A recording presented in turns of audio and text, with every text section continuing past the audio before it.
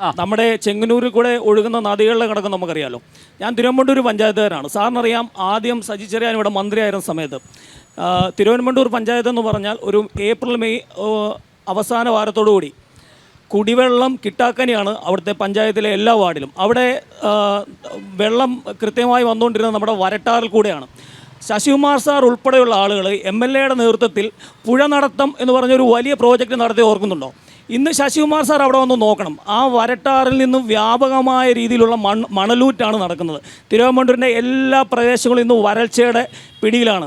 ഈ ജൽജീവൻ പദ്ധതികൾ കൃത്യമായി സംസ്ഥാന സർക്കാർ നടപ്പിലാക്കാത്തത് കൊണ്ട് എല്ലാ വീടുകളും ഇന്ന് കുടിവെള്ളക്ഷാമത്തിലാണ്. ഈ വരട്ടാറിൽ നിന്ന് വ്യാപകമായ മണലൂറ്റ് നടത്തുന്നത് ഇവിടുത്തെ MLA-യുടെ ഒത്താശയോട് കൂടിയാണെന്നുള്ള കാര്യം ഇവിടെ പരസ്യമായ രഹസ്യമാണ്.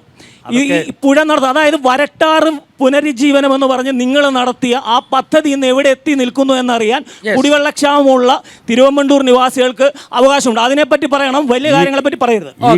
ഈ കേരളത്തിലെ എല്ലാ നദികളും പുഴകളും തിരുവനന്തപുരം വരട്ടാറിനെ പറ്റി പറ സാറേ. നദികളും പുഴകളും ഞങ്ങൾക്കും അറിയാം ഇവിടെ ഉണ്ടെന്ന്. പുനരുജ്ജീവിപ്പിച്ചതെല്ലാം LDF ഗവൺമെന്റ് ആണ്. പറയട്ടെ സാറേ, ഇത് പറ. ഞാൻ പറയാം. എനിക്ക് ഓർമ്മയുണ്ട്.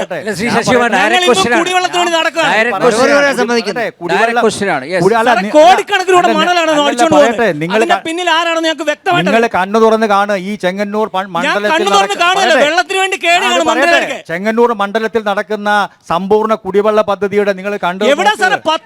പൈപ്പിട്ടുകൊണ്ടിരിക്കുക, എല്ലാം പൈപ്പിട്ടുകൊണ്ടിരിക്കുക. ഞാൻ ചോദിക്കട്ടെ, ഇടതുപക്ഷ മുന്നണി ഗവൺമെന്റ് വന്നതിന് ശേഷമാണോ കുടിവെള്ളം? പറയട്ടെ, നദിയുടെ അതുകൊണ്ടാണ് ഇന്ന് ആ പുഴയൊക്കെ എങ്ങനെ മാറി? ഞാൻ ചോദിക്കട്ടെ, ശശികുമാർ സാറിനെ വെല്ലുവിളിക്കുകയാണ്. വ്യാപകമായ മണലൂറ്റല്ലാതെ ഒരു രൂപയുടെ വികസന പദ്ധതി അവിടെ നടന്നിട്ടില്ല. കോടിക്കണക്കിലൂടെ മണൽ അവിടെ നിന്ന് അടിച്ചുകൊണ്ട് പോകണം. ഇവിടെ കുടിവെള്ള പദ്ധതിയല്ലേ നടക്കുന്നില്ല ഇവിടെ? ആരെയാണ് വെല്ലുവിളിക്കാം? വികസനത്തെ പറ്റി വെറുതെ പറഞ്ഞിട്ട് കാര്യമില്ല. കുടിവെള്ള പദ്ധതിയുടെ നിർമ്മാണം ഇപ്പൊ എവിടെയാ പൈപ്പിടാത്തത്? പഞ്ചായത്ത് വരെ പൈപ്പിടുന്നില്ലേ?